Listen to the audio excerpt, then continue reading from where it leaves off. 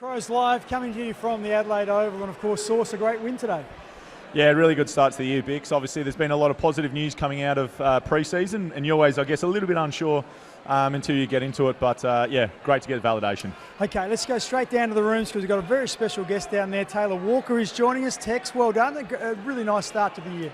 G'day Bix, g'day Source, how are we up there? You going all right? No, it was a great win. We obviously trained a lot of things over the pre-season, and to see it come to tuition over the first round was very, very pleasing. I thought the best thing about today was we had 23 blokes play their role, and it just makes the load easier for everyone to carry when everyone plays their role. Well, the thing I enjoyed most about it was just the ability to hit the scoreboard. You were devastating, particularly from the centre bounce. There was that 7-goal run in the third quarter. That would have pleased you, the fact that you could score so quickly. Yeah, I thought Rob was outstanding today, giving the midfielders first use, and adding Neil Bullen, Peatling, Cheese coming on the wing, and even Sid when he came in for the last quarter and a half. I thought they just add another dimension to our midfield, and Dawson, the guys that played through the midfield, gave us a great look ahead of the ball, and we're able to get on the end of the couple as talls and smalls as a forwards group. Tex, take us into the rooms before the game. I was just saying to Bix, obviously there's been a lot of positivity around the club the whole pre-season, but until you get here, round one, game one, and actually put yourself out there for show, nothing really matters. But obviously a really good build-in, and take us in the rooms before the game. We just spoke pretty much about our contest and our ability to pressure the opposition, because if you've watched footy over the last few nights, that's pretty much what's been able to allow the teams to win. Been able to do it for a lot longer than the opposition, and we wanted to be able to set ourselves up in the first quarter, and I thought we did a great job putting the scoreboard pressure on coming in at quarter time. Now we'll talk about you putting the feet up at half-time a bit later on, but really exciting ahead of the ball today, mate. Obviously saw Dawes start up forward to begin the game, but the mix up there is just so dynamic at the moment, and we've got so many avenues to go. Yeah, well, it got to about half-time, and Fog and Filthy and Kurtz told me to get off, so I thought, I better get off and let them. No, they're playing really well, and we've got a great mix. We've obviously done a fair bit of work over the pre-season, so as I said, very pleasing to be able to put that scoreboard on in round one. Tell us about the conditions out there, because we were sitting up in the grandstand and behind the glass, and it looked really easy. But in that second half in particular, the wind really picked up, and you know, the fact that you kicked 22-9 just goes to show as well that you've really created some really good opportunities from good spots on the ground. You're actually pretty lucky that you're sitting inside, Bix, because if you were outside, I reckon you would have lost all your feathers. Well, all your feathers, whatever's left on that head of yours. But it was actually quite windy, so to be able to kick that straight was very, very pleasing. Yeah, well, just tell us about, Source mentioned you put your feet up. What was the discussion? Was that pre-planned, or was it just the way the game went? The fact that we wanted to give Sid Draper a little opportunity to show what he could do, was it you just putting your hand up, or did you get a tap on the shoulder? No, I come off in the third, and Nixie said, mate, we've got a 6-day break. We're probably in a position where we can do that, and let's get City injected in the game. I thought he's a little freak. I love watching him go to work, so I was very pleased to be able to put the feet up and watch the boys finish the job. It's great to see you get that little smile, mate, when you see us talk about Sid, or yourself talk about Sid. But let's talk about the crowd. Obviously, we've always got unbelievable support here at Adelaide Oval, but we do. When Sid went out there, obviously he got a massive cheer. It's great to see the 34 out there again, but mate, the crowd was phenomenal as well. They were just under 43,000 that come out on a Sunday. It's obviously a difficult time slot, being 12:05, but it's never really in doubt, as our fans and supporters always come out with their colours on and get behind us and show some true support. So, yeah, massive shout out to everyone, and let's get on to next week. Well, just before we move on totally, 12:05, tell us what adjustments you had to make as a player for that early start. Well, obviously try and get to bed a little bit earlier, Bix, because the day sort of starts a little bit earlier the next day. I haven't played a 12:05 game for a while, so yeah, I didn't really want to sleep in too much, which I don't really anyway. I've got kids, so yeah, just probably get yourself up and get going a little bit earlier than normal. And the boys were able to do that today. Just a quick one, mate, before we probably let you go. I know you love talking about your kids, but with the early start means an early finish, so you got to get home, mate, and straight into dad mode, is it? Or what's the plan when you get home with the kids? I think I might have to hang around here just a little bit longer than I. No, we'll take him home, but I want to get rid of my middle child. He's got a Collingwood hat on and kicking a Collingwood football, so yeah, I don't know. Here I can see him coming over, but I did hear that pre-game, but at least he's chosen well with Nick Dacos. Maybe we can bring him over to Adelaide. Yeah, I know, exactly. He'll be the conduit to get Nick Dacos to the Crows. And one final one, you look forward, you get to the MCG next week to take on Essendon, of course, who are going to be a tough game, but what an opportunity. I bet you must love getting back on the MCG. Yeah, we as a footy club, we look forward to getting away as a group because it's only just us. And although when we go interstate, our Crow supporters always travel well with us. So, but yeah, as a group, we're looking forward to getting over to Melbourne, getting on the hallowed turf of the MCG and trying to put 2 games together. Well, Tex, thanks for your time. You've had a bit of a lighter day, so enjoy that, and we look forward to seeing you next week. Thanks, mate. Thanks, boys. There you go, Taylor Walker down in the Adelaide change rooms, and I guess he wasn't called upon a huge amount as we see him there. Unselfish has always got that handball across to Rolly Thilthorpe. That was a goal from a kick-in. They did that 2 times in a row, which is very rare, but I guess shows the ability of the way that Adelaide were moving the ball. Yeah, it is. It's just great to see. And obviously, I guess the thing that we'll talk a little bit about shortly, Bix, is just the health of our team. But to see big Rolly Thilthorpe back up front, not only it's important to have him back, but it makes other players better as well. And for us to start the way we did, we know how damaging we can be in offence. We lost that a little bit last year. I think it was probably more personnel-based than anything. But for us to be able to get that game going today, it was certainly enjoyable to watch. Yeah, just seeing some highlights now. This is that run in the third quarter. I think it was something like 4 or 5 goals in almost as many minutes. And we got a bit of a look at all the recruits, didn't we, there? We saw Isaac Cumming, then it was Peatling who had an opportunity. And I think Alex Neil-Bullen will come up and soccer a goal through in a minute. But we also saw some highlights of Josh Rochelle. I really enjoyed his game today. He was involved in a number of goal assists and then hit the scoreboard himself later in the game. So, I thought he was really impressive today. Okay, we've got another guest heading downstairs to the change rooms. Max Michalanney joins us. Max, welcome to Crows Live. Firstly, wrap that you're able to get out there after, I guess, busting that thumb in that trial match against Port Pirie. How close was it to not being able to play in round 1? Yeah, hey Vix, thanks for having me on. Thankfully the thumb pulled up really well. It was only ever going to be maybe a 2-week injury at tops, so given that I could just sit out a few of the pre-season games and come back for round 1 was a great result for me, and I was more than happy to play in front of 40,000 today. Hey Max, how are you, mate? Sauce here up with Bix. Talking about the rehab group, we're just sort of touching on how healthy the squad is at the moment. Must have been pretty lonely in rehab there on your own. Yeah, that's right, Sauce. Unfortunately I had to spend my 21st birthday in there all by myself. But I think it's, I guess, a really good look for the club at the moment where we're really fit. We've done a lot of work over the pre-season where a lot of boys are fit and firing. And I think that's holding us in good stead at the moment. Now, we just had Tex on talking about the offence, but we know premierships aren't won without defence, mate. It must be really good to sort of get some stability back there. Fantastic to have Josh Worrell back. Obviously, Keeney sort of entrenched himself, and Nick Murray's probably the other one alongside Filthy that's come back in. That's integral to our team. But obviously, you guys have got a real good cohesion back there, and you played really well again together today as well. Yeah, it's really good. I love playing with those boys. We're a tight-knit group, and we're all pretty young, but we're getting that experience through together now. So, the way Josh went about it today, I thought he was outstanding, and so was Nick Murray in the air. So it's a pleasure to run out with those boys, and they did really well today.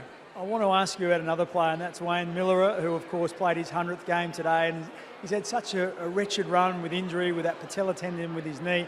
How much inspiration do you draw from him, and how much do you enjoy playing alongside of him?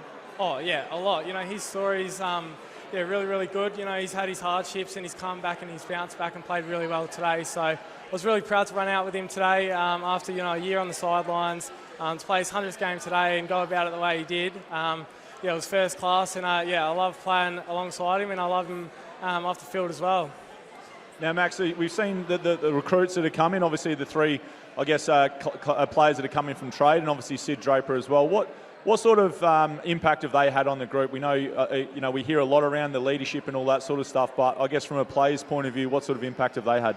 Yeah, they've brought a lot to the group. They're all very different, and they all bring something different to the club. They've all come from different clubs themselves and have different strengths. So to see them run out today and play the way they did, thought Nibbler was really, really good. JP, I think all of them hit the scoreboard really. So Cheese was really good as well, and they bring a lot to the club both on and off the field.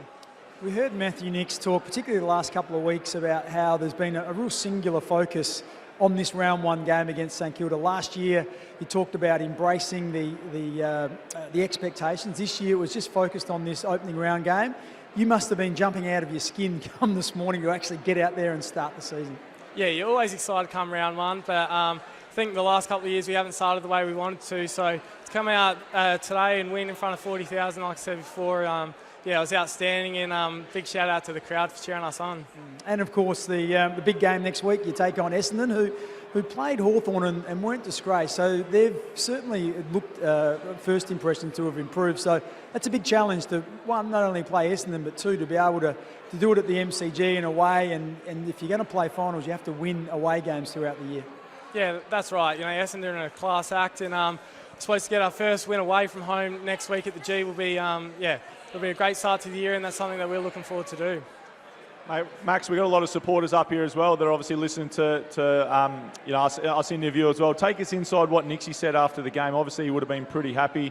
I know St Kilda sort of had periods within the game where they were able to get back on top, but what was his messaging post-game? And I'm sure overall he was pretty happy. Yeah, we actually haven't had a chance to talk to him yet, but you know, our contest work was really good, and I think Riley O'Brien actually set the tone there. You know, coming into the third quarter, they were testing us a fair bit, and a couple of his defensive efforts throughout the contest were elite. So, yeah, I think he played really well, and so did a lot of other players. Well, Max, we appreciate your time this afternoon after what was a pretty tough game. You played really well again. Thanks very much, and good luck for next week. Thanks for having me on, guys. There you go, Max Michalanney, who is one of the rising stars of Adelaide. He just seems to be able to adjust to whatever level that comes his way. He can play on the talls and the smalls, and was very good again today. So, talking about impressive things today, what was one of the things that you really liked about Adelaide today? Yeah, I mean, you always look to the centre of the ground to get things started, Bix, but I thought our midfield was good. It was probably just the amount of players we can get through there now. You saw Isaac Rankin obviously in their early days as well. We started Dorse forward, which I mentioned before. I think now, you know, we've been very reliant on probably Lairdy and these guys, Matty Crouch in the past, whereas now I think there's a whole different dynamic. You know, we can throw different looks at centre bounce, we can throw different looks up forward. Everything looks a lot different and more dynamic, which I think, you know, the supporters here have probably been screaming out for is a little bit of speed and a bit of grunt inside. Yeah, I tend to agree. I think James Peatling is a little bit underrated in that area. I think he's got genuine power the way he goes about it. So, and I like when you put Peatling and Saligo, who have both got this nice balance between winning the footy at the contest, but also being able to cover the ground and run with the footy. I feel like that centre bounce area and certainly that stoppage area looks, yeah, as you said, much more dynamic. Yeah, I think the other thing as well, like you talk about pre-season, just shows how important it is, doesn't it? You see, there's no secret with footy that the teams that, I guess, overall in round 0 and round 1, you've seen probably had shaky pre-seasons. Have probably started that way as well, but and that's why full credit to our fitness staff to have our squad where they are. Is I think for me that's the biggest thing. Is we got fit players, we got Thilthorpe back, we got Murray back, we got these recruits in that can really run and carry, and you know Isaac Rankin's fit, Josh Rochelli's in a great headspace, Tex is up and about. You know, be able to have the luxury to take him off. All that stuff bodes really well, and it's going to put us in a really good spot to be able to cover something that may pop up. But I'm just really happy with our pre-season and the players we've got available. Well, the old adage, 90% of the players do 90% of the pre-season, and generally you're in good spaces. We just see some pictures from the rooms, the players just going through their cool down. Talk to us about this, Source. You're the more recent of the two of us. Yeah, obviously it's funny with high performance things sort of come and go a little bit. You know, by the time I was sort of finishing, it was virtually, you know, you can just head off whenever you're ready. Now we've sort of gone back to the team recovery, which is good. Obviously you can see Jake Stalego with the tights on, obviously starting the recovery process there, talking to Sid Draper next to him about game 1, I reckon. So you look at someone like Jake Stalego and we go, you know, he's ready to pop, but he's been, you know, 2-3 years of work in progress, and now he's a real leader amongst our guys there. And obviously Isaac coming and Riley Bryan.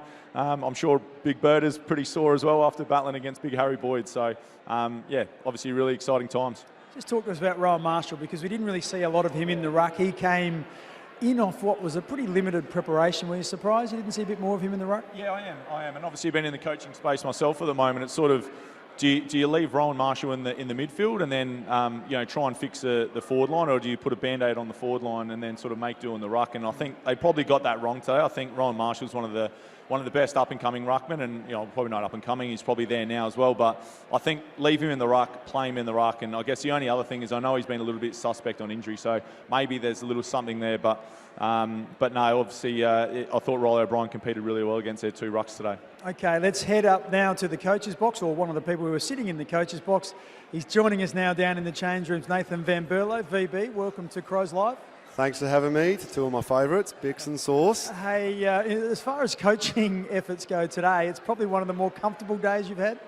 Yeah, it was important we got off to a good start today, and I thought the boys set the tone in that first quarter. I think all our KPIs we wanted to go after in terms of pressure, contest, clearance, time in our front half, we had some good numbers trending in the right direction, and I felt like everyone played their roles in that part. They came back a bit in the second quarter and challenged us, but we're still able to keep that scoreboard ticking over, and thereafter the boys were pretty strong. So, yeah, I guess we set it up early, and from there on in you're able to, I guess, make decisions that allow you to keep the game on your terms. Well, we know the centre bounce is such an important part. If you can win that, and particularly if you can run out the front of it, it can give you such a huge advantage. You won that comfortably. I think it was 21-10 or something like that. And we had that run in the third quarter where I think we scored 3 goals from 3 centre bounces. That must be really pleasing for you. Yeah, it was a big swinging moment for us today, and I thought Rob was outstanding in the ruck. He got some real dominance against Marshall and Boyd and was able to put it to exactly where our mids wanted it, and to the guys' credit in the middle, they were able to use those numbers and get some good frontal exits, and were able to score as well. So that's really pleasing signs, and you're not going to get that every week, but certainly I thought Rob today was massive for us. But VB, the talk all coming into the season has been about how focused we've been on round one, and I was really intrigued. I was watching the warm-up today, and obviously they put a lot of the camera time on the midfield at times as well, and I was obviously watching you guys as well, but you seem really focused in there. Everyone seemed really locked in. There wasn't, blokes being relaxed and, not having a laugh, but in that sort of relaxed vibe. Everyone seemed really focused and really locked in to start the game well. Was that a key part of the win? Yeah, look, we understand that underpins our game. As I said, that contest area of the game starts and almost finishes with the midfield a lot of the time. Yes, it's important at the other ends of the ground as well. But I just thought those boys set the tone. I mean, right from Geordie Dawson, who kicked us off, and even our fresh faces in there with Isaac Rankin, Isaac Cumming, James Peatling and Sid in that second half. I think everyone played their role and put their head over it when they needed to, and it just helped us get the game on our terms. We're talking before around how much variation we got through our midfield now. We saw Dawes spend a little bit more time up forward, where he's probably been more midfield, I guess, the last couple of years. Same as Keezy, he's almost predominantly just a forward now as well. But the mix you've got in there is obviously quite deep now, and obviously you've got a few levers to pull up in the coach's box around what sort of look you want to have. Yeah, it's really important. I mean, if you look at any of the better midfields throughout the comp, they've got the ability to swing different guys through there, and speed is king, I reckon, around those stoppages at times. So with having Isaac Rankin and James Peatling's ability to get inside to out, Jake Saligo's another one. Like, those guys can really complement the likes of Geordie Dawson and Matty Crouch, who just get in and under and get it done for us. So we're starting to build that dynamic around the footy, and I didn't even mention Sid Draper, who I think we saw today, some of the speed and electricity he's got in his feet. So we're looking forward to seeing how that evolves for us, but it's important that we win that hardball first and foremost, and those guys can play to their strengths. Yeah, one final one. Over 12 goal kickers, I think it was. A number of the midfielders got on the scorecard as well, so that's always pleasing when you spread the load. Yeah, it is. Sometimes your key forwards don't get the look that they're after, or get nullified, which is going to happen, so we need to share the load, and I think our wings certainly tested them out offensively, and our mids that were, spreading hard forward at the right times. Hopefully we got that balance right, but it's important. I mean, if you're a goal-kicking mid, you become even a more valuable asset, and I think Geordie Dawson's one who we know can go forward and hit the scoreboard. Jake Saligo and Isaac Rankin are certainly very potent ahead of the ball as well. So we'll look to try and share that load as a forward, as a mid, and I think that proves another challenge for Oppo teams to go up against us. VB, great stuff today. Enjoyed your work, and we'll talk to you again very soon. Thanks, guys. Thanks, mate. There you go, Nathan Van Berlo, who coaches the midfield. And as far as coaching games go, Adelaide were in control for probably 90% of the game today, so they would have been pretty comfortable up there. And in terms of how well it would have went, there's probably all the boxes they wanted ticked, they would have done so today, I reckon, Sauce. Yeah, I think coming into the year, it's obviously it would have been great to play against a Brisbane or a Sydney, but obviously we understand where St Kilda's at in sort of their development and all that as well. But I was, once again, I was probably more interested in the process and how we played today, and for us to bring that pressure and take our opportunities early, put scoreboard pressure on them. We know there's ebbs and flows within an AFL game. It's going to happen. Obviously they've got a lot of quality players as well, but for us to pretty much control the game from the outset is something that was a real positive as well.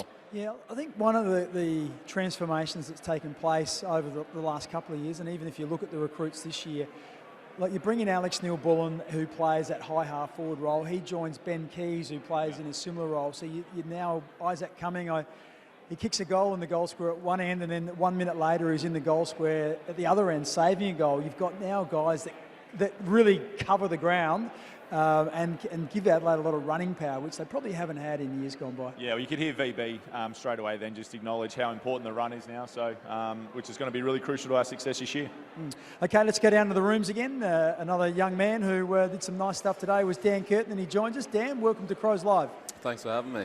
How did you find today? It went pretty well. I guess it took a little bit of time for you to work your way into the game, but certainly in the second half you had some nice touches. Yeah, no, it was good, and really good to get the win in the end.